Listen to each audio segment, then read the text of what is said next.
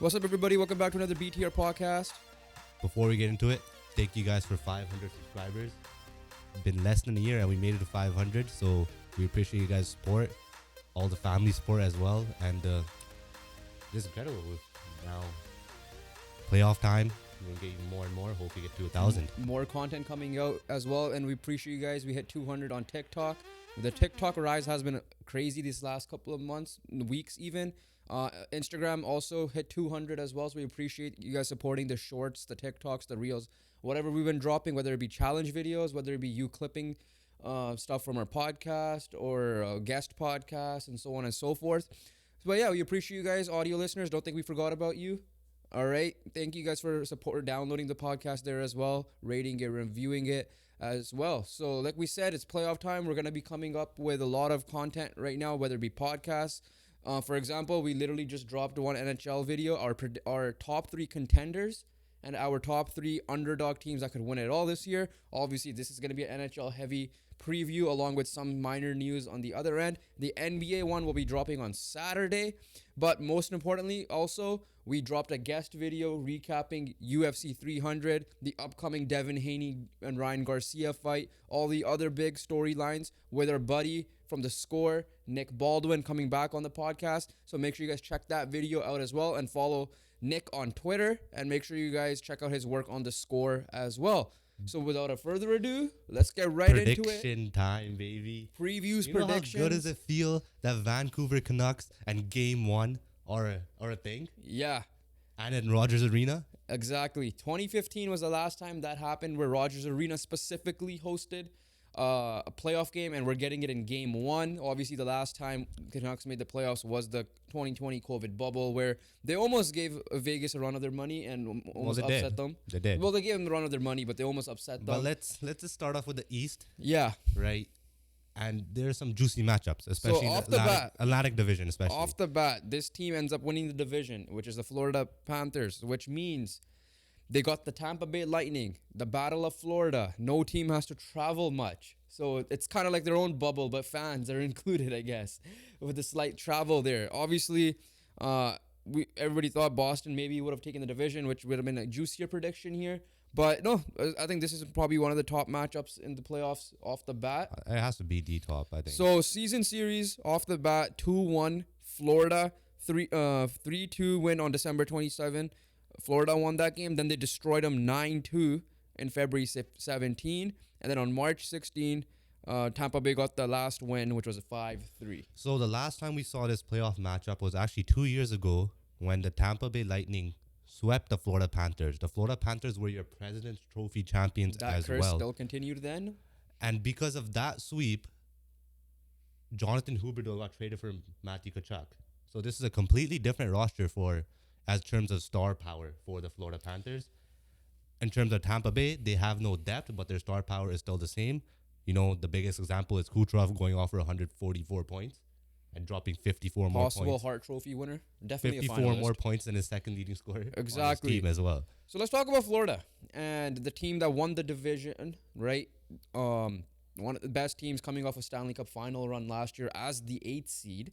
So this year coming into it, I don't know how much has really changed on their roster except for adding Tarasenko during the season. Obviously, they added OEL, who was a big factor early on in the year because of the injuries. Not too much change. I think OEL basically replaces Gudas. Gudas is the only one that I can remember that left. And then this has to be like the greatest, regular season after a freaking Stanley Cup final appearance.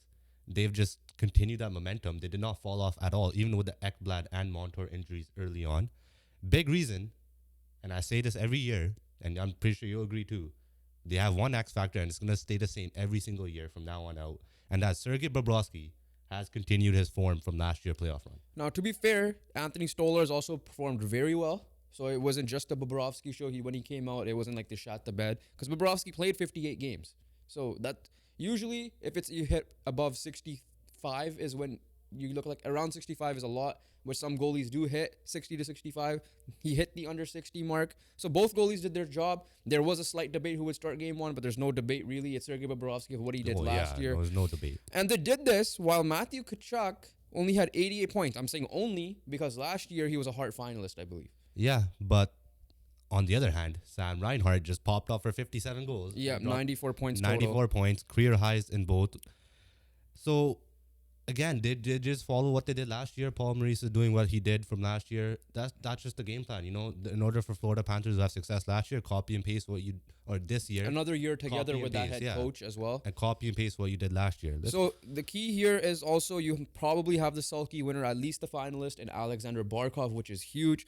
And then you add Vladimir Tarasenko, who has that championship pedigree. Obviously, not a bad year for considering where he is at in his career. Obviously, some of this happened with Ottawa as well, with 23 goals in 76 games, 55 points total overall. So, yeah, this is Florida. Like, we'll give our Stanley Cup predictions after we do the whole recap and we see how it goes. But everybody knows that, like, cause the New Jersey Devils were out, this was the team that I'm most likely might be replacing. You'll stay tuned to find out what I ultimately decided, because there are some teams out of the East that I was considering. But there is one big issue.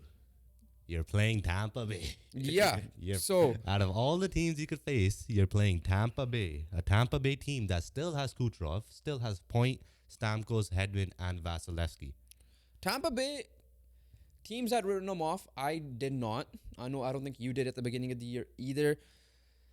They had a weird year. So, Andre Vasilevsky had a start the year with the injury, and then he came on, didn't look good. Then there were stretches where he looked good, bad. The team as a whole looked good and bad, to the point where, like, that's why they finished wild card 1, because they had a lot of hot stretches, cold stretches as well. They were on like that hot streak, going in March, right? Especially, yeah, March they had a massive win streak to close out March. April, I guess at that point they realized that the playoffs are pretty much a lock. But again, I'm not saying that's an excuse to lose some games here. But again, going into this year, obviously right now Florida is looking to beat the team that swept them a couple of years ago when people thought Florida had the chance, being the President's Trophy winner. Tampa Bay has Nikita Kucherov. We all know that. They have Braden Point. They have Steven Stamkos. They have their Fab Five. They have their main core pieces. The question is, what is Andre Vasilevsky going to be like? If it was last year, then good luck. Because last year, I'm going to give it to the fact that they had 3 deep playoff runs, all leading to the finals, 2 of them with the cup as well.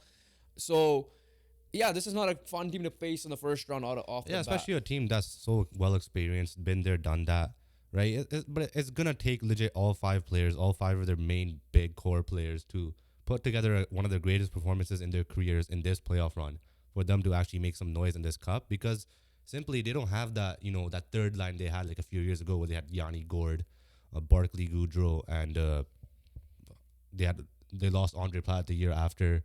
Like, they don't have these players anymore. Oh, you mean, yeah. And then on top of that, they lost Blake Coleman. That's the guy. Blake Coleman. And not only that, they lost Ryan McDonough, which was a big loss for them, right? They didn't really replace him as well. Obviously, they added in Matt Dumba. So they added in Anthony Duclair, yeah, Duclair who helped them for depth pieces purposes, right? But I'm not saying that this is the same exact team. They're not the same team. Yeah. So the gripe on Tampa is, are they too old? Are they slow? That's going to be the issue here. So what X factors? Florida. For me, it has to be either Tarasenko or Verhaeghe, personally. Because I think Kachuk will do his thing. I think Barkov will do his thing. And I think Reinhardt will do his thing. So I'm probably going to go with Vladimir Tarasenko as my X factor for the Florida Panthers. Aaron Ekblad is healthy to start game 1. The question is, how healthy is he going to be? Right? So I'm looking at the health of their back end. That's what their defense, especially. I think OEL's out too, a little bit. Like, he was out for a little bit too. Yeah, and they had like Gustav Forsling I'm not sure if he was. No, someone else was out. I'm not sure if it was him. Yeah, he's upper body injury too. So, but for me, we'll put health to the side because that's always going to be an X factor, especially for this team. I think I agree. It's gotta be who's their depth. It's gonna be their depth. Right, whether that be Sam Bennett, whether that be Evan Rodriguez, whether that be... That's where they have the clear advantage in this series. Yeah. Is their depth. They're big, they have the size, right? Scoring and stuff they have the size, they have the scoring, they have speed when they need to, they could forward check, right? They got the goaltending. They have the defensive pieces when they are healthy. Like, this Florida team, for me, is made to make a deep run. Simple is, as right? that. And they've done it We last obviously year. went more into detail this is one of our contenders that we put in. And frankly, to spoil it, Tampa Bay was one of our wild card teams for that reason because we Underdog don't know. teams. Underdog teams. So as flip side well. on Tampa Bay, I think it's just gonna have to be, Depth. huh? No, for me, it's gonna have to be Vasilevsky and Hedman. Reason being that they weren't their greatest this year. Right, Kucherov did what he did. Point did what he did. Stamkos, same conversation. But Vasilevsky, for me, was a real concern this year in the sense of he had to face that injury. He did not look like himself. We've known Vasilevsky to be the most dominant goaltender, we've seen in recent memory. Yeah, and He was thankfully, not that. during that March stretch, he started looking good. Obviously, again, like Steven Stamkos dropped 40 goals. Still, he still dropped 81 points, which is still massive for him in 79 games. He's still a point per game player, with his age as well. So yeah, the X factor for me is just gonna be the depth.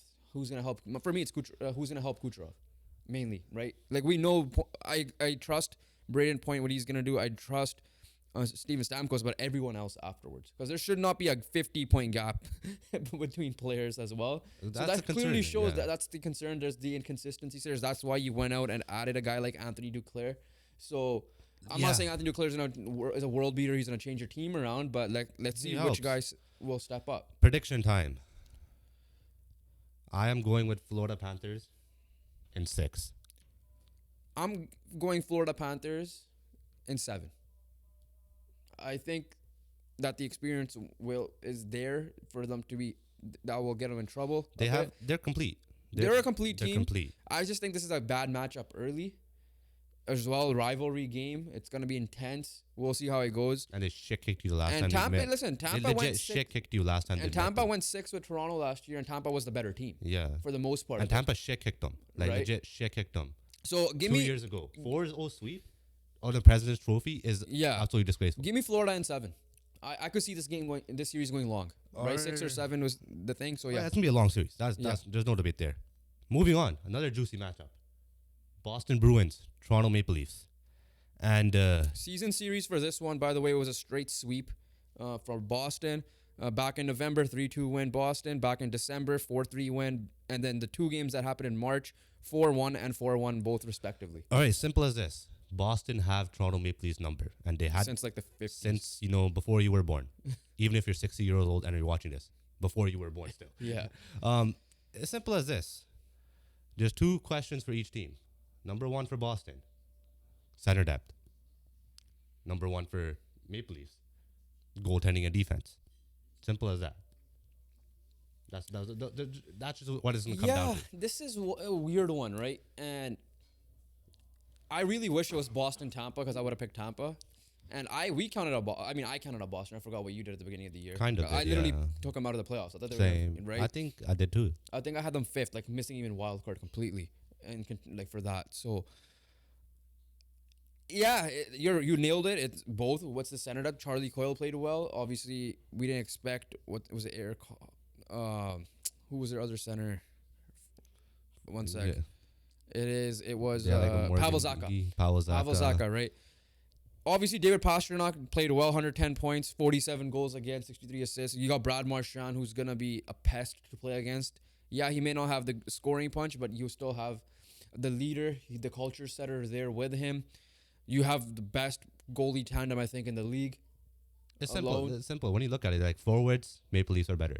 Defense, McAvoy clears everyone on the everyone McAvoy, combined almost on the map, Hampus Maple Leafs. Lindholm, even though I don't That think he had the clears. greatest That year. just clears.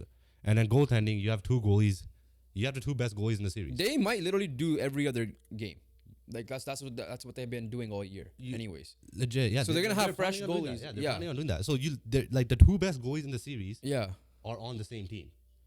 The games, or they split the game. It was like 44 and 40, right? Obviously, because some games they didn't start, so that's why the extra game comes in. If you're looking at the math of how is it possible to play 84 games, it's because you could say 43 and 39 in terms of starts, right? Leaning towards Jeremy Swayman. It's because of probably like pulling. Yeah, that's what I'm goalies saying. as So well, the yeah. start, I'll go by the starts, is 43 to 39, but yeah, this one's a tough one to predict, and it's because like I don't trust like the Boston culture is gonna carry them, especially what happened last year to them.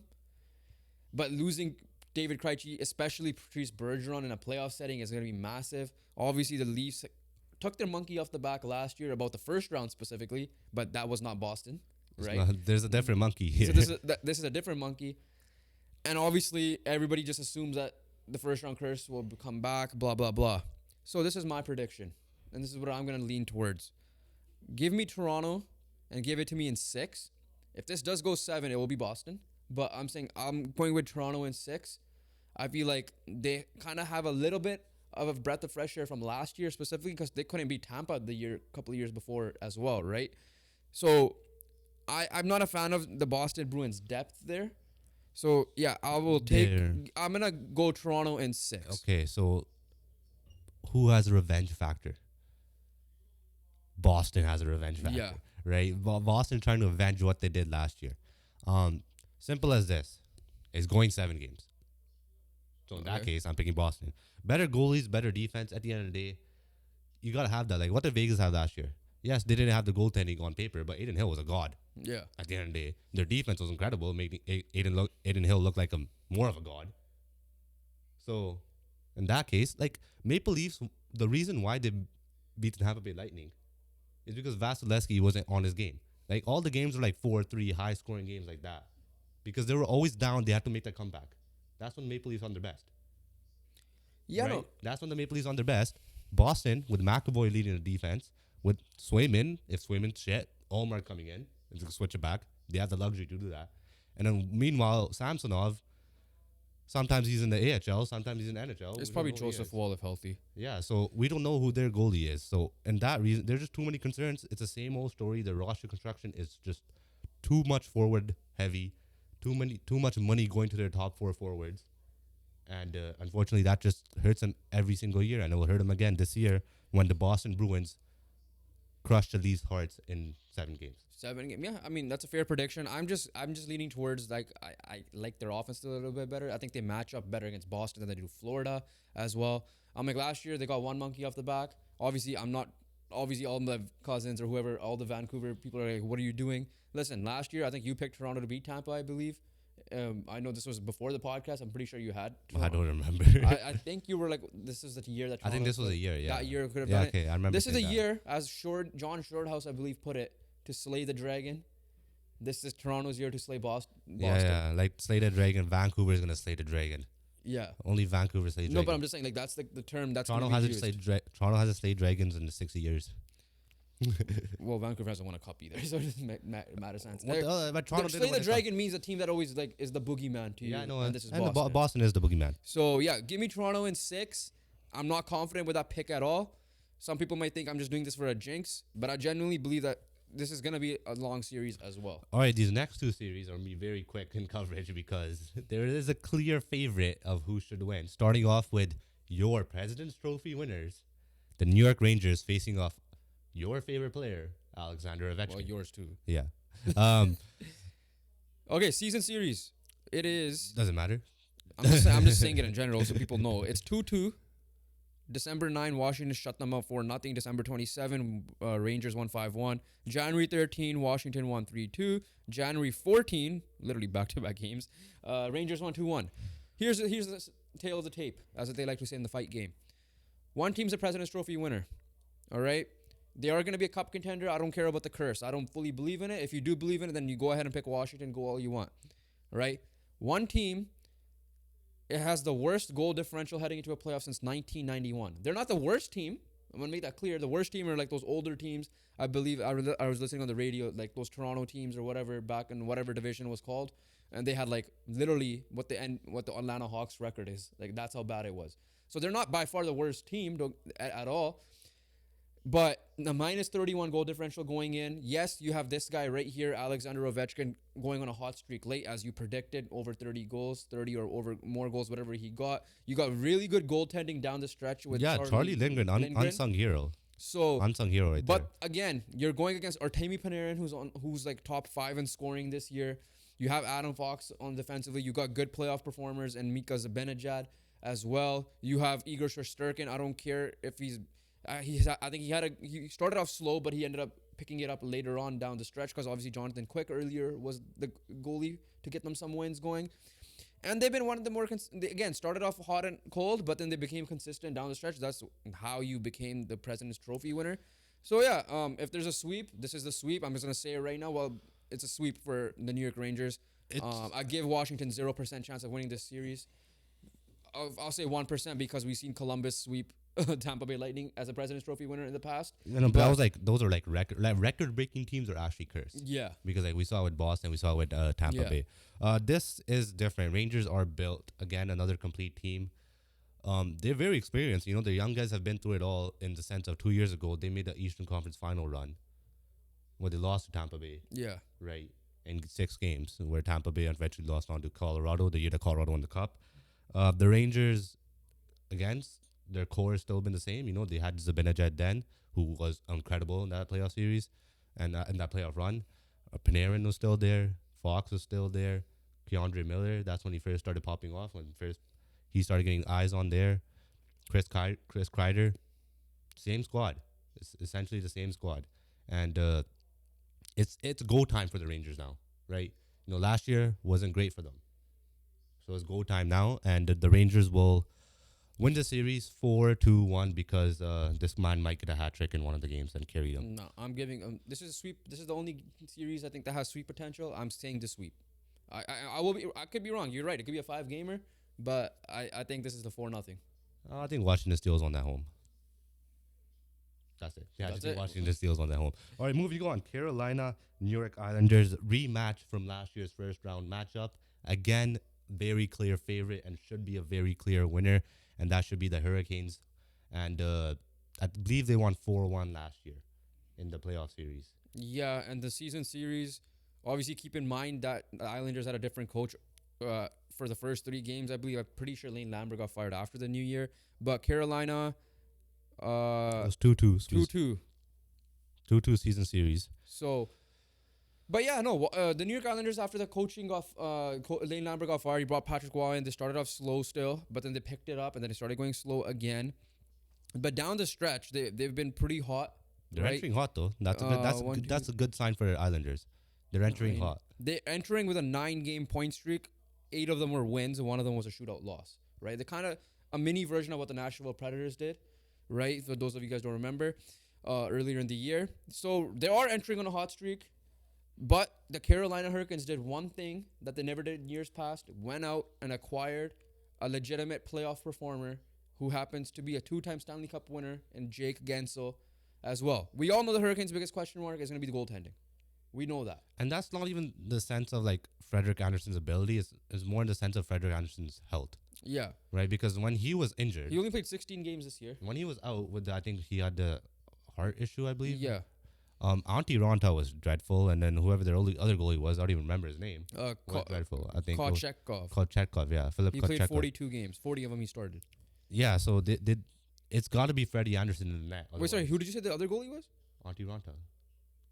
Why is he not on this list? Might be got to send. I don't know. Oh, it was Spencer Martin written here. Spencer Martin as well. So they went to 3 different goalies. Like I remember Greg Wyshynski saying that Carolina's goaltending was terrible. Yeah. Early on in the year, They were in and that is because Frederik Andersen was not in the net. Yeah. As simple as that.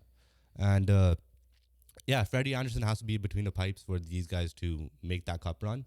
Other than that, like your defense is set. You got Slavin, you got Burns, you got healthy Svechnikov. You got a healthy Snevech. That's like a trade deadline acquisition right there. In terms of the postseason. Yeah, in terms of postseason, and then obviously Gensel, Aho, all these guys. Listen, they're gonna carry the continuity. They got Rod Brindamore back there again. They needed to add someone, and they did with Jake Gensel. So that's the big thing. Because if they didn't add, I would have been skeptical in putting them in pure contender. But because of that, they obviously made you look smart at the beginning of the year. I'm assuming you're gonna keep the same pick. We'll get to that later, but. Yeah, like at the end of the day, can their goaltending hold up depending on who's in net and the health of Frederik Andersen? You obviously added, you added Dmitry Orlov in the offseason as well. He wasn't great this year, but again, But he still, could be someone useful at least. right? Like I'm looking everywhere, and this is definitely on. If you're looking at the whole, this team could contend with Florida in the most complete. I won't say most complete because of the goaltending, but outside of the goaltending, they are up there. They got experience. They added a winner. They added Evgeny Kuznetsov, who's also a winner, right? He performed a little bit better when he joined them as well. Not saying he's gonna do what he did In 2018. In 2018. But one thing is Carolina also got over a hump a little bit because they always got eliminated in the second round Yeah, until last year, where they yeah. actually made it to the ECF. Much healthier squad than last year as well. So they're gonna be entering, with much more firepower in their roster as well. For me, this is my sweep. I think there's only gonna be one sweep this year, and that's gonna be the Carolina Hurricanes. I was about to say Carolina Panthers, sweeping the New York Islanders. So I'm flip flopping. I trust Sorokin more than I do Charlie Lindgren. I feel like he has the potential to steal a game. I know maybe Sorokin hasn't been the Sorokin from years past fully, but the way Bo Horvat and Matt Barzal also have been playing down the stretch, and they're going into this hot. I'm not gonna say sweep. I could see 6 games, but I'm gonna go 5. All right. I'm gonna go 4-1 Carolina. I think Carolina is built to show people what they truly are in this postseason. Western Conference.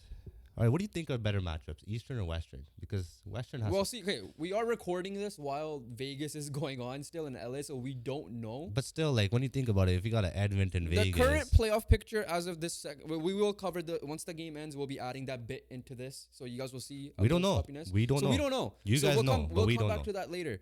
But as of right now, it's Dallas, LA, Winnipeg, Colorado, Vancouver, Nashville, Edmonton, Golden Knights.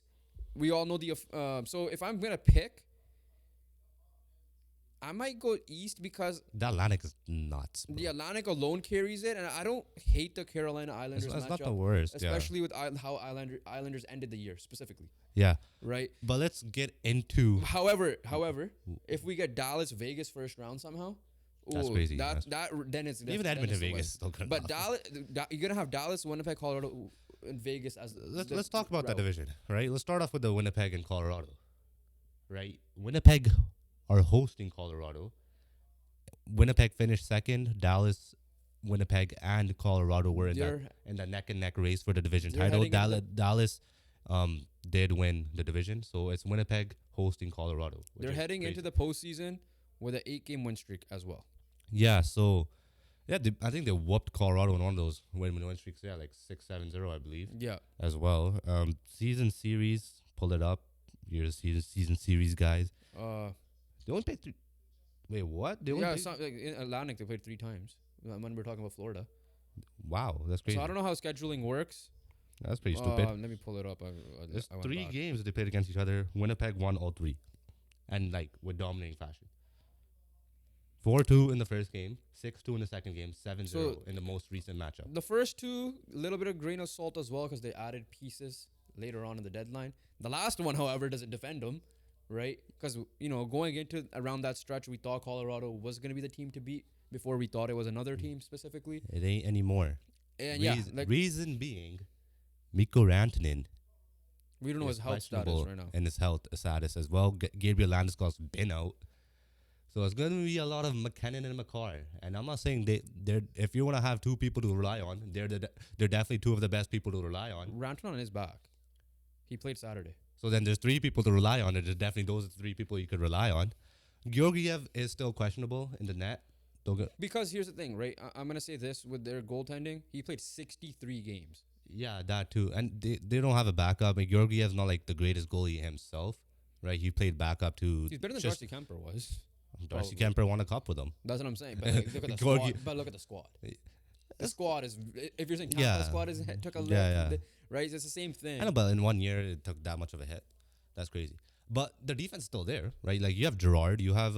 you added Sean Walker. You have your the best deep pairing in the NHL with Devon Tays and Cale Makar, right? You have McKinnon. You have Rantanen. Landeskog is out injured. You added Middlestat. Got rid of Johansson. You're still good.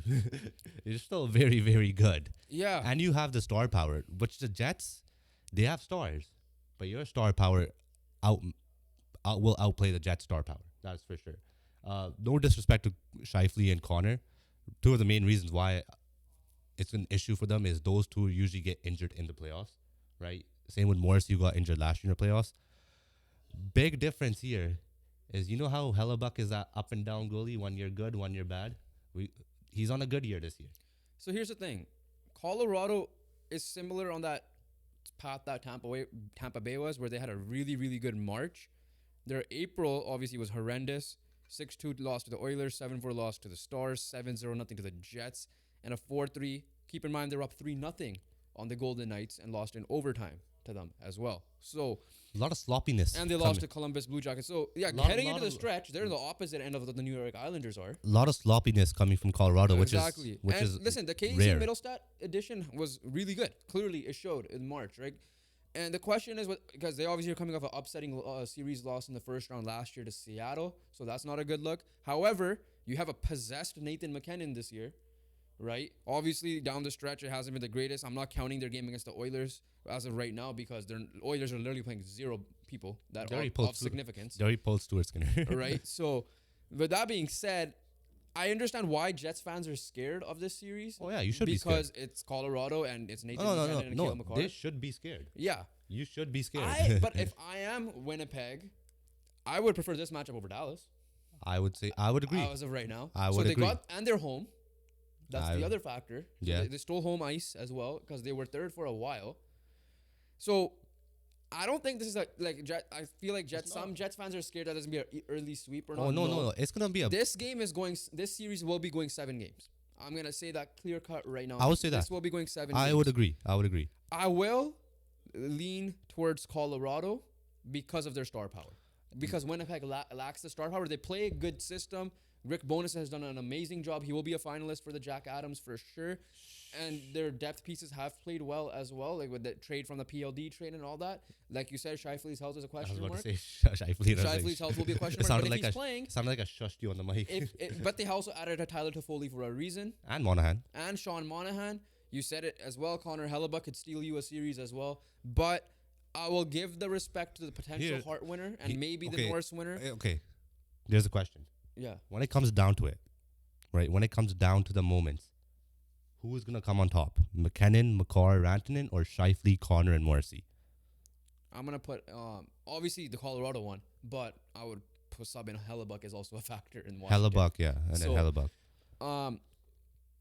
Yeah, because of exactly what you said there, that's why I'm going Colorado. Exactly. But it's gonna be a 7-gamer. But keep in mind, Colorado did lose to Seattle last year with pretty much a similar 7-game series. Same exact core. Grubauer kind of like went to berserk a little bit. And Hellebuck is better than Grubauer. Oh yeah, for sure, 100%. Grubauer probably it's not vengeance from Grubauer. It's as like 75-25 because Grubauer had the former team aspect of it too. It's 70-30.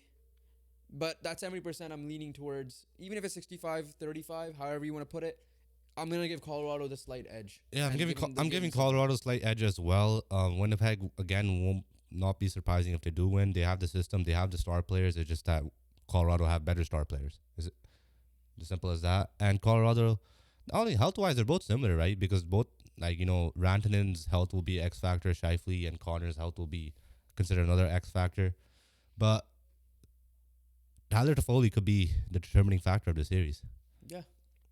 So that's where we're going to get to the Canucks in a second. I wish the Canucks added a guy like that for them back again. But yeah, they needed that addition. They added it. They're obviously, again, they're going on an 8-game win streak as well. Entering hot, staying at home. Beating some of these top teams. You're staying at home. You had your last game was against the Canucks, and that was a home game, so you don't have to worry about traveling back or anything as well. So you're in a good spot. It's just gonna take a lot of hard work to beat a team like Colorado. All right, let's move on. This is the time we're Right gonna here. get slightly biased, but not really at the same time. I just ruined the thing.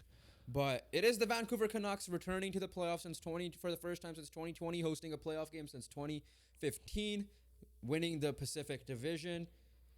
Playing First time ever winning the Pacific Division after the realignments. After realignments. They will be taking on the Nashville Predators officially starting Sunday. So I think let's just get right to it. The last time the Predators and Canucks faced off in a playoff series, Ryan Kessler went God mode. So who will be our Ryan Kessler? It's supposed to be JT Miller. Yeah. But here's the thing with this series, obviously. The Canucks swept them 3-0 this year. However, that was a big caveat. Big caveat is after Nashville got their concert canceled, they went on like I don't know a 6 week stretch where they did not lose a game in regulation, right? Obviously, again, So some teams. all those games were played before Nashville's incredible run after the All-Star break, essentially.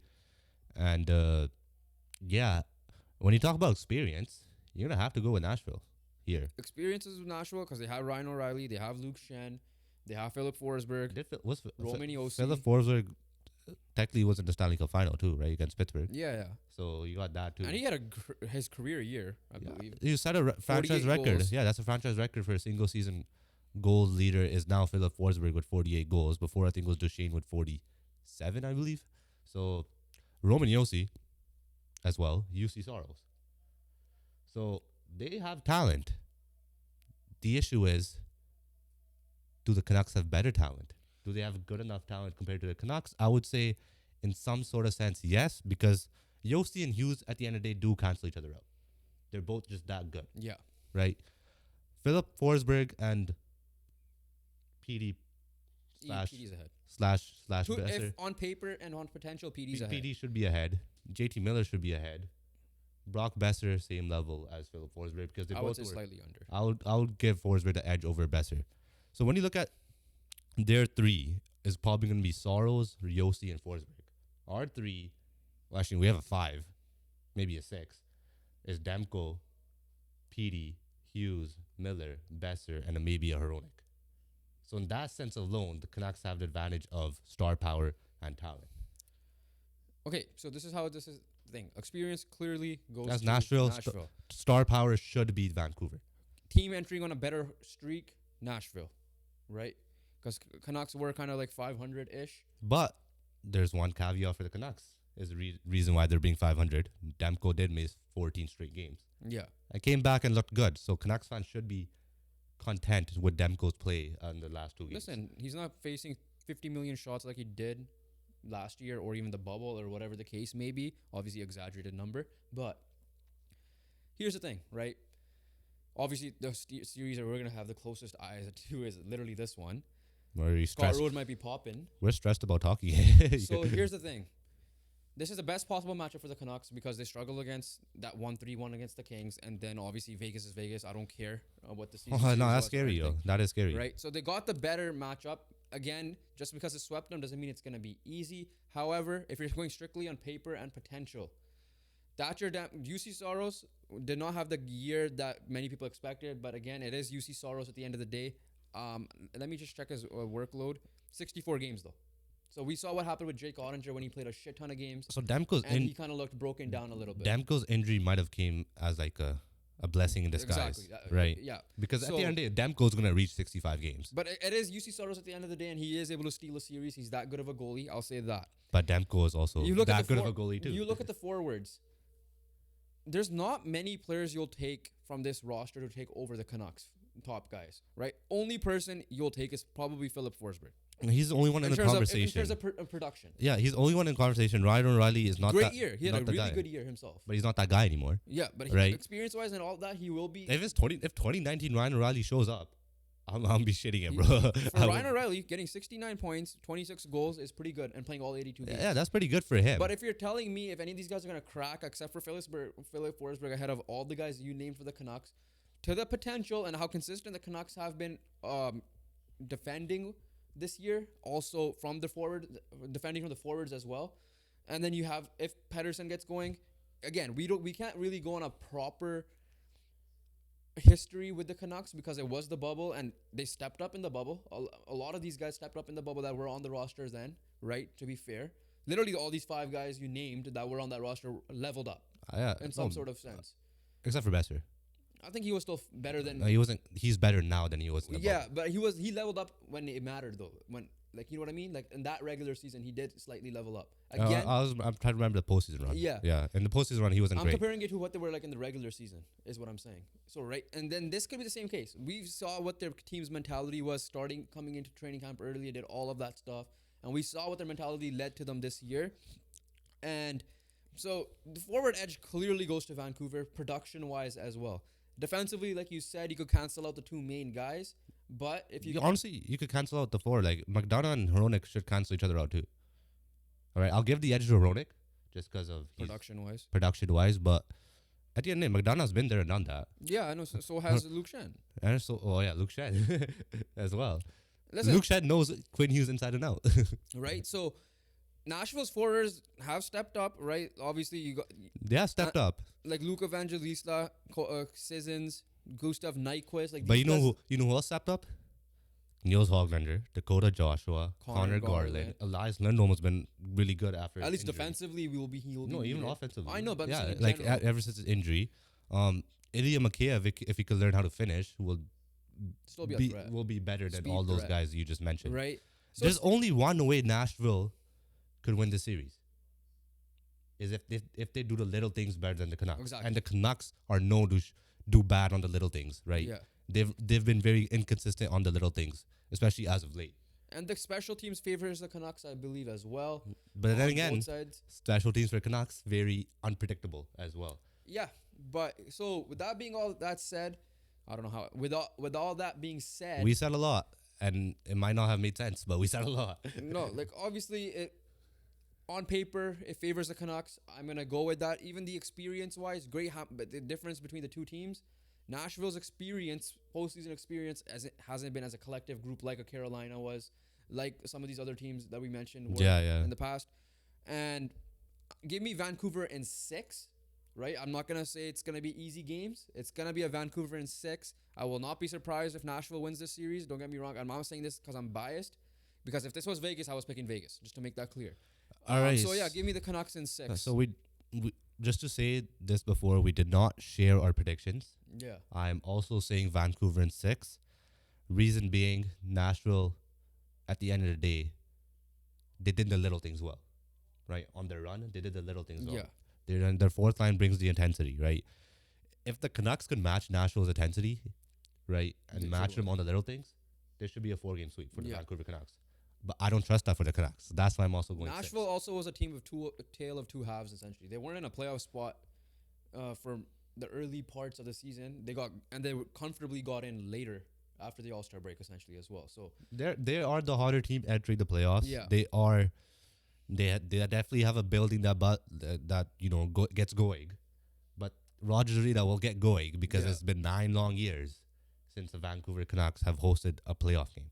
we're back. The LA Kings game just finished, so we'll just put this part right after the other parts we completed earlier in the podcast. But what a game to end the season on, though. The LA Kings winning 3-1, choking the lead to 4-3, and then tying it up late, and then winning it 6 seconds into overtime, and officially clinched the 3rd seed in the Pacific Division after Vegas lose 4-1 to the Anaheim Ducks, setting up a 3rd year in a row, Edmonton versus LA Kings, and then we'll talk about Dallas versus Vegas after this. So your thoughts, trilogy, is this the Slay the Dragon year, as I mentioned earlier with Toronto, Boston, but this one is kind of Legit. This is legit. because it is the 3rd year in a row. How do you feel about this? First of all, the Kings only needed 1 point after the Vegas L, so they already got that once they tied the game. Yeah. All right, the overtime 6 seconds in. We're like, damn, it's already over. Slay the Dragon. Let's see. They are a worse team than last year. Yeah. Right? Because their goaltending is atrocious. Goaltending today was terrible. Corpusalo, for as much as how poor he was this year, he was pretty good down the stretch for the LA Kings. Yeah. And even that postseason, I don't know. He did put a scare. The team in general put a scare on the Oilers last year because the Oilers had to come back in Game 4 to win. Otherwise, they would have been down 3-1. And Corpusalo was incredible in that playoff series. Yeah. So it was definitely not Corpusalo's fault. So Yeah. goaltending gotten worse. Do I believe Cam Talbot could do that job still? I do. I do believe Cam Talbot can do that job. But it's looking tough, and it's not looking comfortable in the sense of goaltending. You got rid of Gabe Velarde and Alex Iafallo for Pierre-Luc Dubois, and that was supposed to be a massive W for you. Turned out to be a massive L. So now you lost 2 players that were in your lineup that were going to get ice time to 1 player barely getting ice time on your 4th line who was projected to be your 2nd line center. Yeah, I mean, he had an up and down year. Like I said, people know my thoughts on Pierre-Luc Dubois in general, but let's see if he propels in the playoffs. That's the question. But yeah, you're right.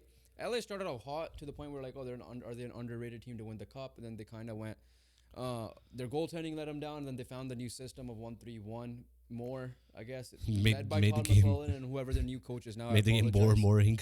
Made the game boring. That's the way they could do it. And that's the only way you will beat the Oilers. Because the only way to beat the Kings is can you get with speed and get into the thing, which they have in McDavid if he's healthy, which I'm pretty sure he'll still be playing. You mean the only way to beat? So only way to. So the 1-3-1 works best against players like McDavid Yeah. because McDavid is good, but McDavid's at his best when he's on his top speed. Yeah. How do you get that speed? But When you're either- breaking through the neutral zone, entering the offensive zone, you build up the speed in neutral zone, you enter the offensive zone in full speed, you can't stop them. 1-3-1, it should prevent that. But it is Connor McDavid, and speed and skill will beat that at the end of the day, right? Yeah, no, like Maybe he doesn't dump and chase. Maybe someone else dumps it, and then he goes chasing it in himself. I don't know how it. Like, I'm not a hockey aficionado, But I'm just saying, when you're looking I'm at- going on based on what I'm learning. but when you're defending, right? They did a good job defending McDavid last year in the last playoff series, right? But here's the thing: you got rid of some of those defensive pieces. Yes, you still have Philip Deneau. He's a really good player, defensive forward. Oh yeah, no, the Get main that. matchup is Deneau. Yeah. Yeah, Deneau is gonna be matching up But- with McDavid. But then to the point is, it's again the inconsistencies. If once it breaks through, once Oilers get one goal, the They- 1-3-1 ain't gonna work unless the Oilers decide to let a shitty goal in or collapse themselves, right? Because it's like parking the bus in soccer. Once you let one goal in, you're not gonna park the bus the whole entire You know, but the game. thing, LA scores goals, which is odd. Right? Yeah. Like for like the old this defensive style they play, right? But when they get the chances, they finish, bro. Like they got 5 goals today. They scored 6 past the Canucks before it, and they scored many goals against the Canucks. Like it's crazy to think a team that goes this conservative can still finish their chances and You're get goals. right. I mean, they're 18th in goals in the league at 3.07. They have 9th on shots on goal, and with Edmonton's Like they get their questionable chances goaltending at still, times. yeah. But we don't know. This is not extreme analytics either, so we don't know how many of those shots on goal are high percentage shots as well. It could just be like those Random point shots. shot from the a point shot that's just like easy to save. But or then again, whatever. power play wise, they're both obviously Oilers' power play is better, but LA Kings' power play is still good, 14th. right? I remember last season, in the last playoff series, the LA power play was almost unstoppable What- for the Oilers. What will help them though is their penalty kill is second in the league. Oh, that's gonna be a massive So, help too. But no, it's not for me. It's not a hard one to predict. I'll be straight up. It's with you. not, but we're, It's just to lay it down, but it is hard to play a team 3 years in a row, yeah, and even though there are some changes. but like just lay it down. Those are the things I've just said. Could benefit the Kings, but I am automatically was always gonna go Edmonton if this was gonna be the matchup. Yeah, Edmonton in 5. Nah, I'm going Edmonton in nah, 5. that's Um, it's 6 or 7. It's still gonna be 6 or 7.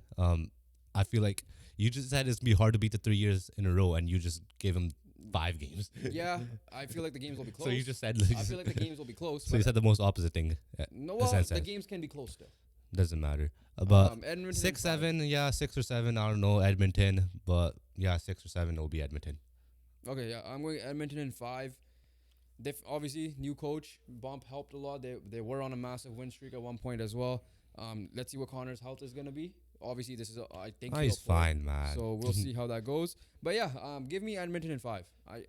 Yeah, we know. It's like your third time I saying know. it now. I was just looking at this, but let's go. I think this is the best matchup of the series. This Yeah, is what that we would have just to look change, for. you know. Now it's changed. So Dallas and Florida, yeah, they really got unlucky in the sense of matching up with probably the worst wild card matchup you could have in And Dallas history. won the conference. Dallas won the conference too, and they matched up with the Las Vegas Golden Knights, rematch of last year's Western Conference Final where Vegas was in command. Dallas did make it a race because Vegas were up 3-1. Dallas kind of, were on that thing like, yo, were they going to come back or not? But then that got ruined in Game 6 where Vegas absolutely destroyed them.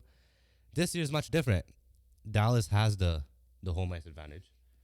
Dallas was the better team throughout the whole season. Vegas had a Stanley Cup hangover. Essentially. Essentially, they did. But Vegas also had the greatest deadline of any team this But year. again, I understand they have the greatest deadline. Sometimes it takes time with the chemistry, right? So, and plus Mark Stone has been out, so it's not that does not help with the chemistry at all. As well. But yeah, you're right. They it added takes key one. pieces. It takes one They're- Marcus Stone return as well. True. Like, right. Obviously, this is dependent on what Mark Stone's health is going to be like. Aiden Hill is back, but again, we've seen the goalie injuries. Logan Thompson was decent. I'm not going to say he was anything crazy either. So, goaltending wise, I have no issues with them.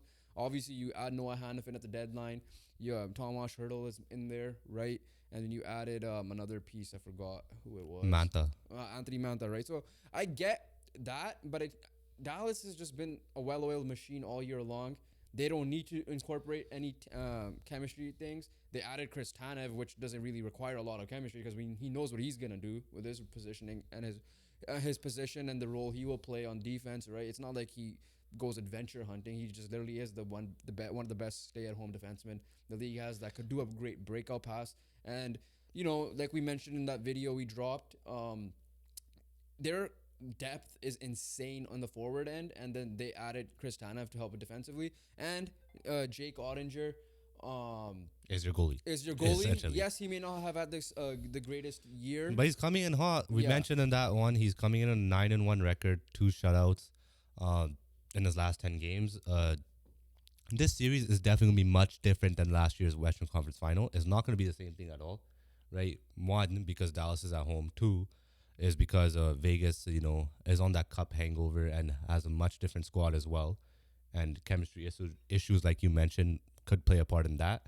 And then number three, Dallas was just the most consistent team from day one, right? Being in that Central Division race with Winnipeg and Colorado and coming out on top in that. pretty much to the final 2 weeks, I would say. Yeah, right. Like coming out on top in that race shows that this team, has what it takes. You have one of the best lines of hockey, hence Robertson, Joe Pavelski. You got Duchesne behind you. You got Marchment behind you. You got Jamie Benn behind you. You might have Tyler Sagan if he comes back healthy behind you, backing up those lines. And the emerging young star. Stankoven, Wyatt Johnson, right? That depth there is insane. Defensively, yes, Vegas, our top four is probably unmatched, right? With Hannafin, Theodore, Petrangelo, and is it Martinez? Would it be Alec Martinez? I don't know if it's Alec Martinez. But whatever it is, they have 6 incredible defensemen. Yeah. Or is it White Cloud? It might be White Cloud. I don't know. But whatever it is, like, that's how many defensemen name. So I do give the edge defensively to Vegas. Yeah. Forward depth-wise, it's very similar in that sense. Like, I can't give, but goaltending edge is still going to Dallas. Yeah. So, with that being said, my prediction, this will go 7 games, and I am going with the Dallas Stars on this one. I agree with you. I am going with the Dallas Stars. This is their time. This is their, at the end of the day, like, yes, you don't want Vegas in the first round, but out of all the years you want Vegas, I think it's this year. And early. And because early. we don't know what Mark Stone's going to be like. Yeah, so is he playing game 1? We don't know the status. It's better to have Vegas now than it is to have it in the second or third round. For sure. That is true, too. So, those are all the preview and predictions for each series. The NHL season, like we said, officially come to an end. The regular season. The next time we talk, it will be the playoff preview, playoff recaps for certain games. But before we move on, in this case, we came back to it. Technically, well, this is our future selves. We'll move back to our past selves now. But before we move out to our past selves, Stanley Cup Finals prediction. Our beginning of the year, I said Dallas Stars coming out of the West. And I had Devils initially, but I did change it in our video to the Carolina Hurricanes. So that's another reason why I picked Dallas to beat Vegas, because I'm just going to stick with my prediction, and I'm going with the Stars versus Hurricanes in the finals. Listen, what Greg Wyshynski said it perfectly. He had Toronto, Edmonton. He's like, if I look like a genius if I stick with it, you stick with it. I look like a genius. And you look like a genius because Jay Gensel got traded there. Yeah, it kind of benefited. And Carolina's been healthier. This is the healthiest Carolina has been. So say that again. Who wins? Oh, who wins? Oh, you didn't say who wins. Okay, I thought you said who won. Oh no, I don't know who I had winning that time. I'm pretty sure I think we just picked our final. I don't think we picked a winner. I think we did pick a winner. Okay. I think I went with Carolina. Okay. But I don't remember. But I'm going with whoever said in that video. I don't remember. I think it was Carolina, but I'll double check. But I think I said Carolina, so I'm going with the Hurricanes. All right. So for me, my prediction is already wrong because the New Jersey Devils decided to shit the bed this year with all the injuries as well. So I think I had Dallas beating Jersey. I'm not 100% sure even if I made a prediction. I think you had Jersey beating Dallas. It's been a while. So I'm still staying with Dallas. Again, why I picked them. But I also said in the middle of the year that I am putting Florida in there. I'm high on Florida. And I'm sticking with that prediction as well. Both going to have tough. I said both of them will have game 7 in their first round, which is going to be crazy. But I'm gonna take Florida over. I don't know. I'm teeter tottering still. It's very tough. It's gonna be a 7 gamer as well. For this one, I'll just say it right now. So I'm gonna take Florida over Dallas. Um, Florida, I'm just saying that they'll bounce back from last year, and hopefully they're not gonna lose 2 years in a row. I think the way they played this year throughout the year, faced a little bit of adversity, faced injuries, overcame it. The X factor will be which goalie will be better for both. Is it Bobrovsky or Ottinger? But yeah, give me the Florida Panthers beating the Dallas Stars in the Stanley Cup final this year. knowing us, we usually get our predictions wrong, which means the Canucks have more of a chance. But yeah, so that's it for the NHL playoffs. Back to our future selves. No, past selves. Back to our past selves. Right, we're gonna transition into UCL Champions League. Champions League. All 4 matches lived up to the hype. The quarterfinals are over. So let's start off with the biggest matchup that lived literally to the hype, The that best went to the matchup. very end. The best matchup. Yes, Real Madrid, Manchester City, revenge. 3 years in a row where they faced each other. Year 1, Real Madrid came back, improbable comeback, and beat City in the semifinals. Last year, Manchester City got the revenge, and now Real Madrid got the revenge from last year.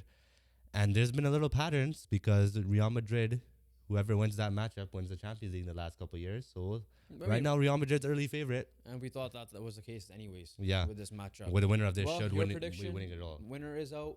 We'll get to mine. They're out, but Yeah, no, incredible matchup. Lived up to it. The first leg was 3-3. We already covered that in the first time. This time, Real Madrid got the early lead to Rodrigo, 11 minutes in. But once that goal went in, it was all City. it was all City. And Kevin De Bruyne, unlike Erling Haaland, actually stepped up and got a goal. And to the point, Erling Haaland was that ghost. Like, he was a ghost. Now he got subbed off. Apparently, he called for a sub, which is okay. No, it's disgraceful. Yeah. And he was so out of the game that I didn't even know he got subbed off. Had him covered. I didn't know he got subbed off. Yeah. Then again, yeah, it was all City, but Madrid defensively were incredible, Yeah. right? Like Rudiger, Carvajal, Mendy. Nacho, Mendy, and then when Eder Militao subbed in, it was pretty good. Like, all these guys were incredible. Lunin, the Ukrainian goalie, Yeah. right? Kepa's on the bench. Courtois injured. This guy just comes in, steps in, does a great job himself. Yeah, Goes to penalties. and it goes to penalties. And we witnessed probably the worst penalty I've seen in a long ass time. Yeah. Which is Bernardo Silva. So essentially what happened was, I believe Madrid shot first, right? Yeah. Right. So Luka Modric. Missed. Ederson saved. No. I think City shot first. City shot first. Julian Alvarez then. Yeah. Julian Alvarez scores. Then Luka Modric misses. So this is what happened. Luka Modric, in frustration, kicks a ball into the crowd. And for that reason, Bernardo Silva, they couldn't get any other ball. They were just waiting the one from the crowd to come back. And Bernardo Silva was just waiting there the whole time, just thinking about his penalty. And I guess he thought about shooting it down the middle into the goalkeeper's It hands. wasn't even a Panenka. So that's the other. So it's essentially like, Yeah. like he was shooting it high middle. It was a goalie warm up shot. Yeah, if the goalie dove, it was going in. Yeah. Right? But I guess the goalie just knew. And yeah, terrible penalty. When it works, it works. You have it's ballsy penalty, right? But when it doesn't work, this happens, and you're essentially the new meme for penalty kicks. And then after that, essentially Jude Bellingham, Lucas Vasquez, who was composed as hell, Nacho, and Rudiger all converted their penalties. On the other side, Kovacic ended up missing. Was a good save by Lunin, I would say more so. Phil Foden, good penalty, and Ederson kept them in the game with his penalty, and then obviously couldn't save the Rudiger penalty, which was a banger as well. Off the post. So it was crazy because 5 years ago, CR7 is taking that final penalty. Yeah. And now it's Antonio Rudiger. Yeah. But the penalty levels were still the same. Rudiger got it in off the post, and Real Madrid are now in the semifinals. Playing the team that ended up playing the winner of Bayern Munich and Arsenal, which ended up being Bayern Munich 1-0 win at the Allianz. So aggregate 3-2 win. Yeah, I didn't watch much of this game. Because Real Madrid City was odd. that's the main reason why. From what it looks like, it wasn't the greatest Arsenal performance. It was not. There. It's crazy because this like tie was really good, but it was the fourth best tie in terms of watching, right? Because the other three were just Because that good. Dortmund and Atletico stepped up this second. And leg. obviously PSG Barca had a lot of drama as Yeah. well. But Arsenal, just we're not Arsenal, right? Young, I get it. Saka wasn't great. Odegaard Yeah. wasn't great. I think Martinelli had the best chance in the first half. He missed that. And then at the end, they Bayern with their experience, with Joshua Kimmich take the lead and just never looked back. Yeah. That's the best way to So describe that's that. the semifinals. We'll talk about it on whatever podcast it is before April 30th, because that's when it comes back. And let's talk about the other side. Let's talk about Barcelona, PSG getting the revenge. However, the moment, as TSN says, TSN turning point, the Ronald Araujo red card changed the game because Barcelona did take the lead and they were up by 2 goals on aggregate. So they were coming into the game with a 3-2 lead. Rafinha scores, making it 4-2. And that's when disaster struck, essentially, because Ronald Araujo takes the red card, leaving for 5 minutes of the game, one center back on the pitch. And that center back is 17 years old in Kobasi. Yeah. So to the point, Lamine Yamal, who set up Rafinha's goal, had to get sacrificed. And they brought on Inigo Martinez. And just from that point over, they held it for halftime. Right? They did their job in the first half, but then coming out of the break. Yeah, Dembele scored in the 40th minute. Oh, yeah. Okay, yeah. So Dembele did score in the 40th minute. But it was still 4-3. So my point is that red card was not worth it. The reason It was being, not it was worth way it. too early in the game to do it. This was not Sergio Ramos from those years ago where he took a red card in the 116th minute or whatever it was. I forget which exact game it was, but you know what I'm referring to. Yeah. Right? It would have been, at worst, they go in, it would have been 4-3.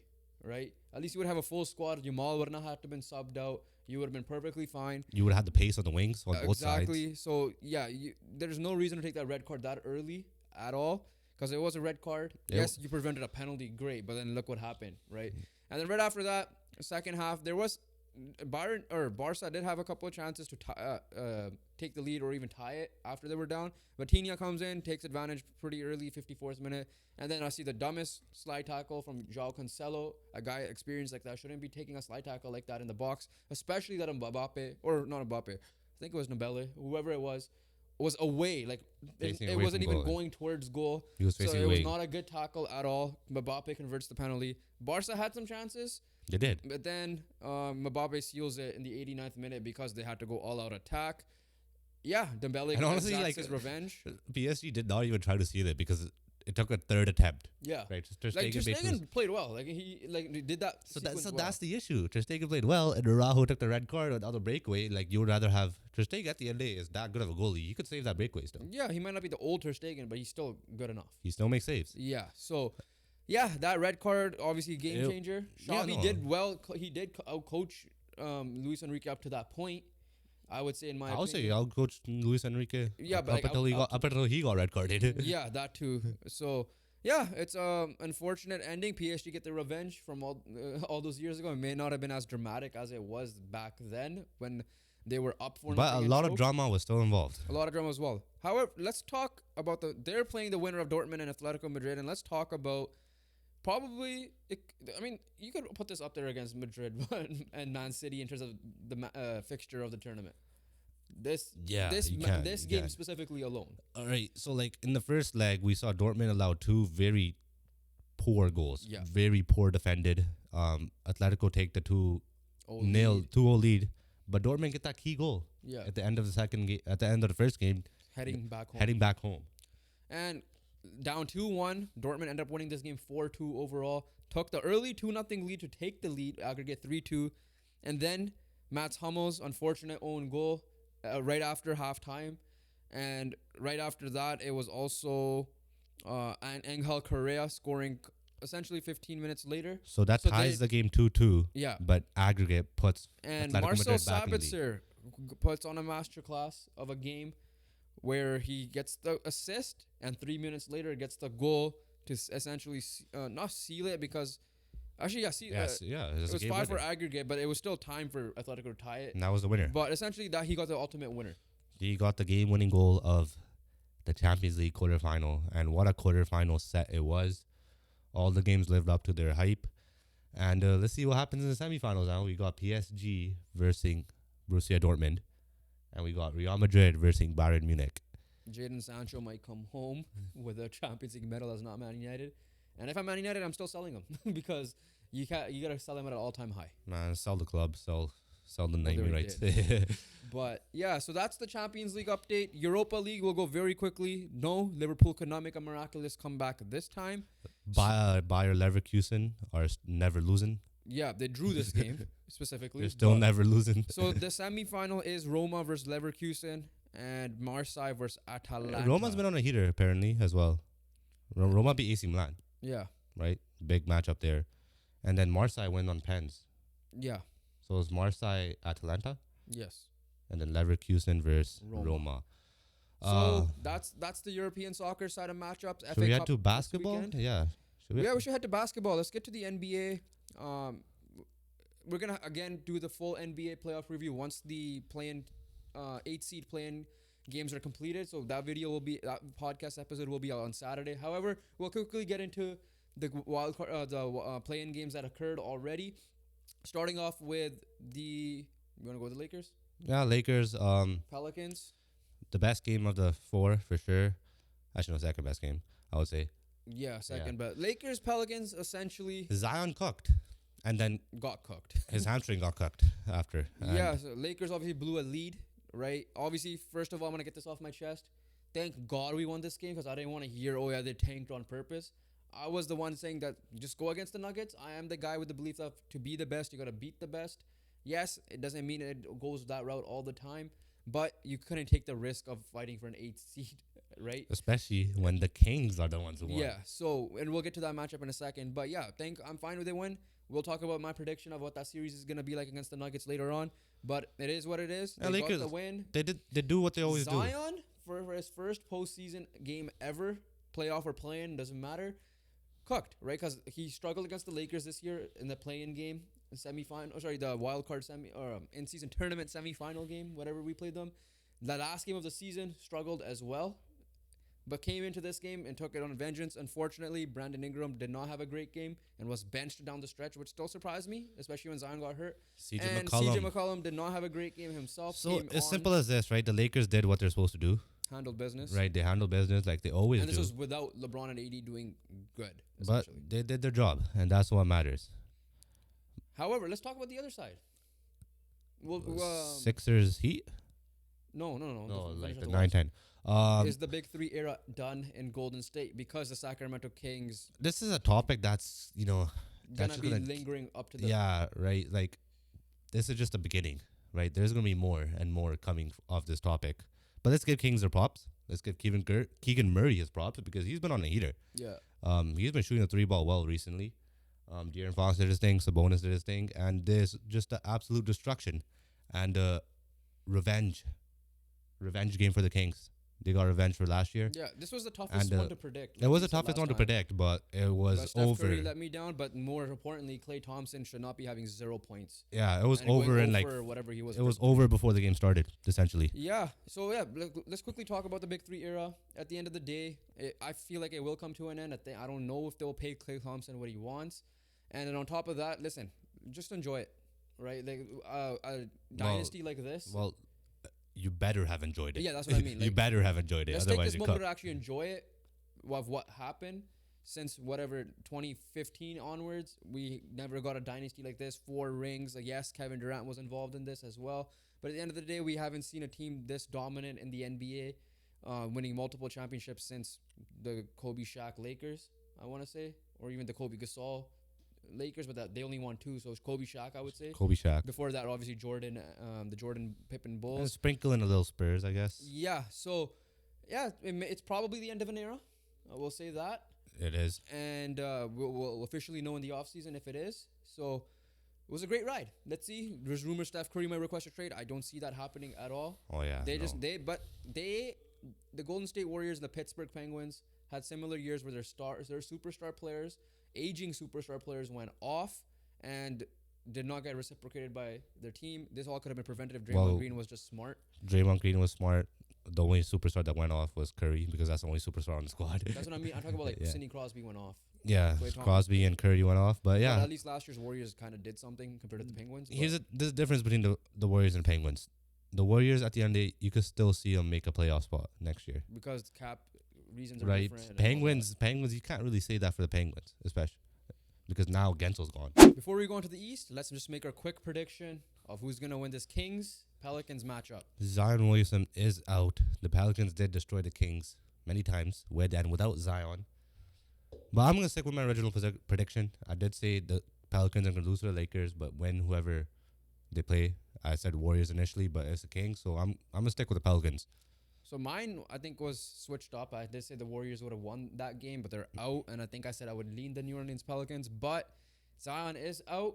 However, I expect a better game from Brandon Ingram. I know he was coming off injury before he played that final Laker game, and then obviously the play-in game. I expect a better game from CJ McCollum as well. So yeah, give me the New Orleans Pelicans, and we'll see what Zion's status is if that's the case during the playoffs. Yeah, it's going to be close. Keegan Murray's been on fire. The Kings are coming off a high. But yeah, let's see what happens. Moving on to the East. Yeah, 76ers, Miami Heat. And Jimmy Butler was the storyline of the game in the sense of him being hurt and kind of, ruining the Heat's chances. Playoff Jimmy cannot be playoff Jimmy. Did finish off the game, but you could tell it was not regular playoff Jimmy. Yeah. Because the Heat blew a massive lead in the third quarter. And it's not even like it's Nicholas Batum who was the hero. yeah, Nicholas Batum was, the one carrying the load throughout the game up until Embiid taking over near the end. Yeah. Embiid ended up with, I believe, 23. 23 points, 6 for 17 shooting, so not a good game for Yeah, him. Clearly not healthy.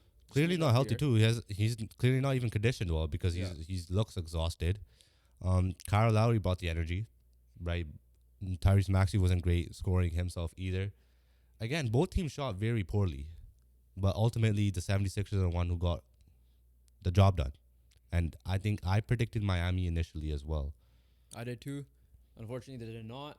And now they might not even win the second matchup Because Jimmy Butler is out, and it's an MCL injury, so we don't know how serious the extent. they said at least a couple of weeks initially. So I mean, the fact even if they do move on to the next round, they're playing Boston, so it's bye at this point, so it doesn't even matter.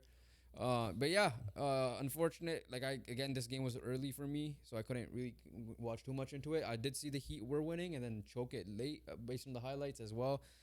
Like you said, I'm looking at it wasn't like Embiid dominated, so they should have been fine, but they weren't, unfortunately. So that's what it is. And if the the Sixers officially got the New York Knicks, and that once we do a preview of that series, it's gonna be an interesting pick for that one. Let's move on. Chicago.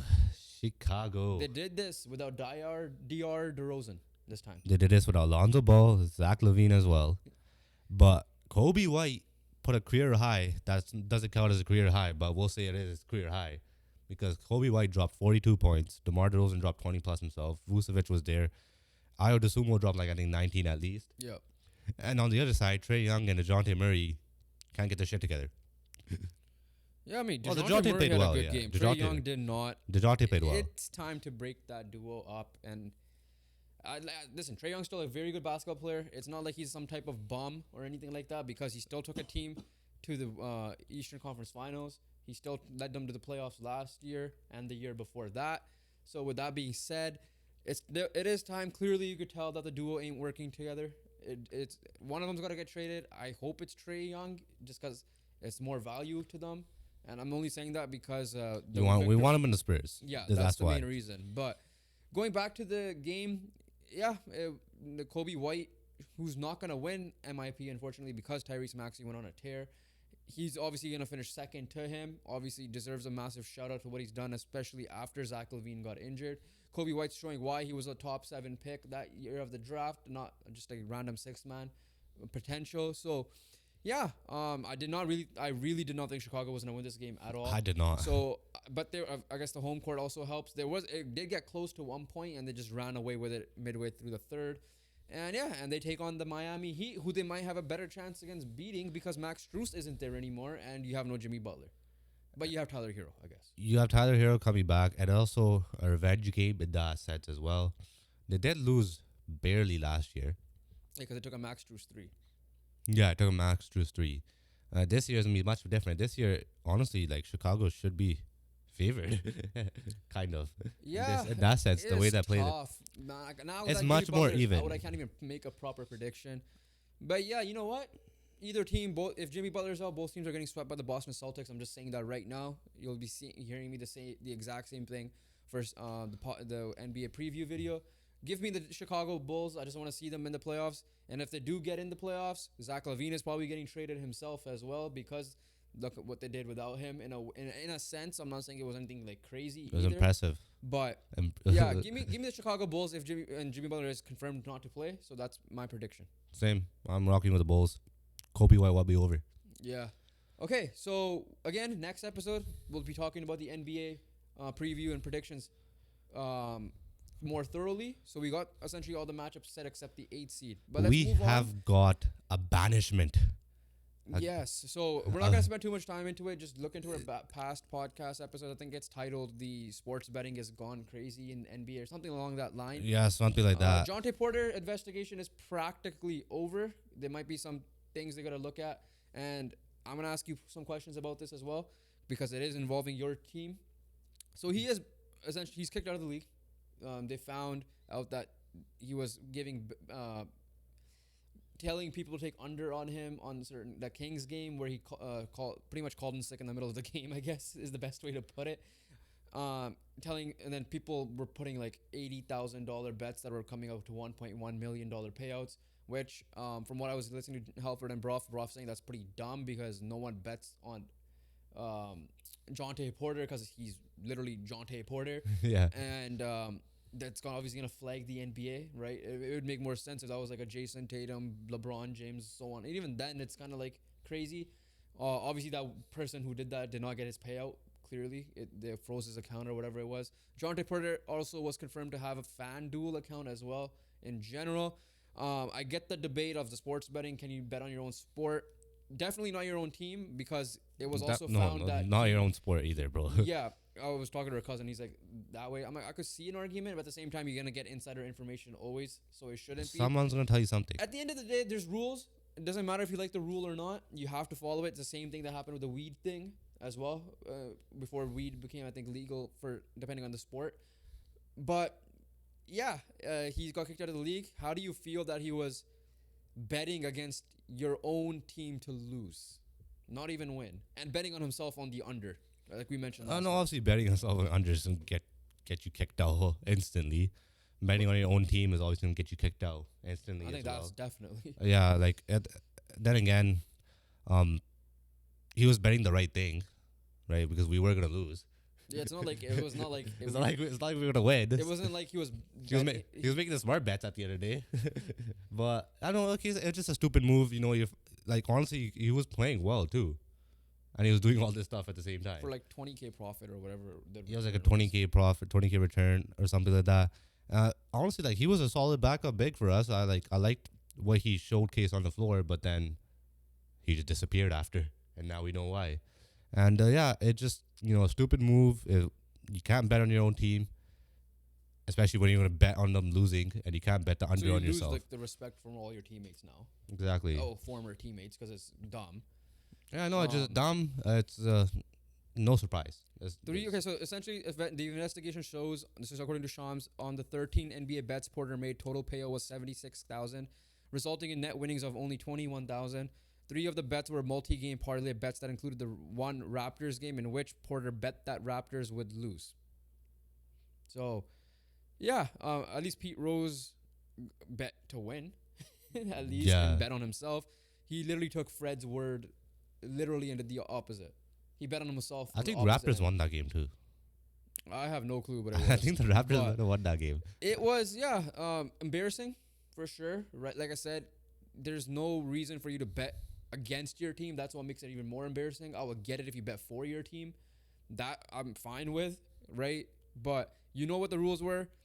Not only that, you kind of put your brother in a weird weird spot where even if you did know something or if you genuinely didn't know anything, you're gonna give him a slight distraction to start the series. To start, I'm not saying it should affect his overall play, but he will be asked questions. Everybody knows that. Yeah. So He I might, don't know if this he means might be looked into too unnecessarily. who now. knows, but yeah. So it's just we're not gonna get too much into it, but it's an embarrassment for sure. I know it's you're simple a guy answer, trying right? to like get into the league, and there's players that genuinely cannot get into the league because of possible injuries, and you just a slap in the face. Yeah, no, there's no point of just dragging this on. It's Yeah. stupid. It's idiotic, and now you pay the price. Other news: Blake Griffin has officially called it a career, retires from the NBA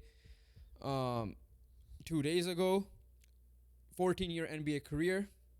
Obviously, one of those guys that injuries kind of got to him. I think the best version I saw of him was that first like 1 or 2 years of Detroit, because that's where he got his own team, right? It was All-star Griffin still. like all NBA, All NBA Griffin. came back and played hobbled against the Bucks in a series. Yeah. Right. No, Griffin again, incredible career. Unfortunately, he couldn't win one. Yeah, the Lob City Clippers will always be the what if because they were that good. They were that good. Right, they're kind of like reminding me of the Canucks of that era. And then now you even tried being on the Celtics / Nets, and that didn't work out either. So, but again, Griffin, one of the most incredible athletes I've witnessed.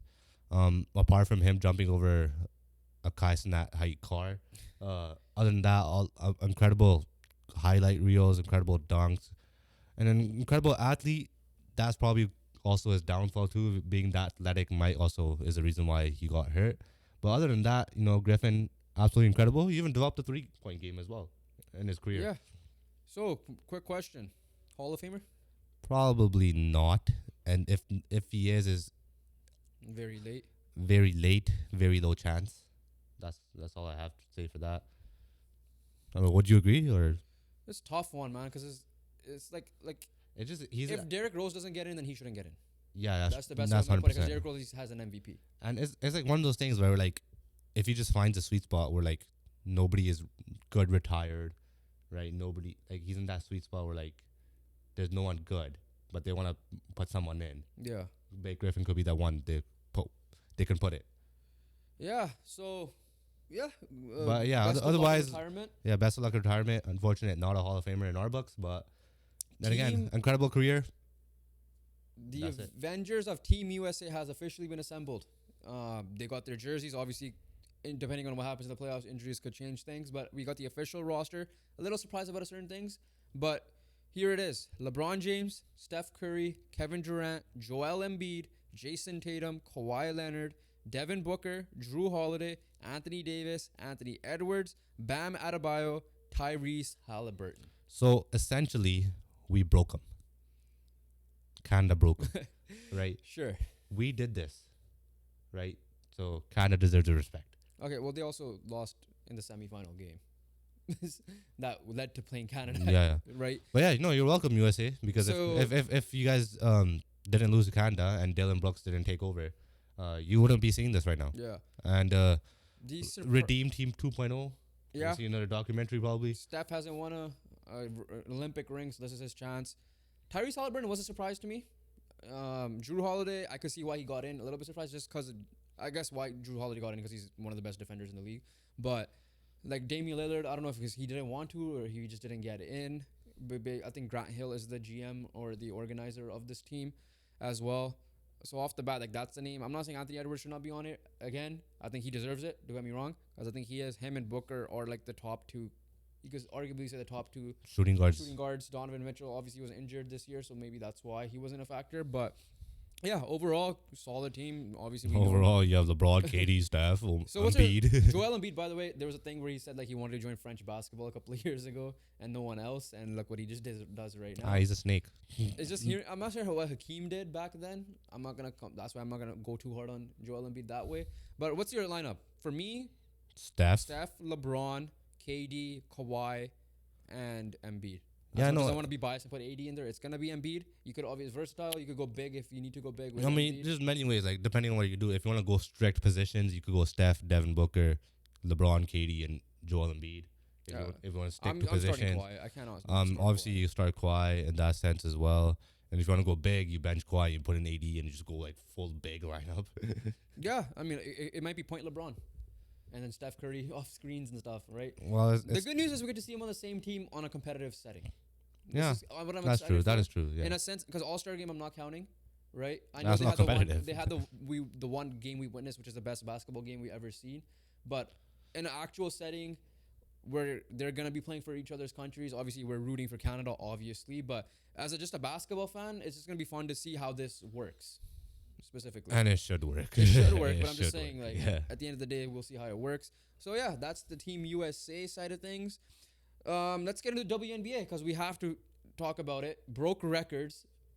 I think the record was like 600,000 back when Diana Taurasi was number one, and that was in 04, around that time. Caitlin Clark and the rest of this class broke the record immensely. It's at 2.5 million, roughly. Strong class, very strong class as Caitlin well. Clark Draft class. obviously went number one. No surprises there. Number two, Cameron Brink. Number three was Cardoso. Number four was Rakia Jackson. Number five, I forget what was the guard's name. Number six was Aaliyah Edwards, Canadian, to the Washington Mystics. Number five was J.C. Sheldon from Ohio State, joining the Dallas Wings. And then number seven, which is where we kind of stopped watching it, was Angel Reese. So the what I got before you go, what I got out of this is you got really good young duos built from this draft, and then in Caitlin Clark's case, you got last year's number one pick, which was Aaliyah Boston. You got Twin Towers and Cardoso and Angel Reese, which is who's gonna go inside on them. I don't know. Like Who's getting rebound on them? Rebound, like are they gonna even able to get a shot in the paint? We'll see. Even like I'm intrigued to see what Asia Wilson, Brianna Stewart, and all these girls do.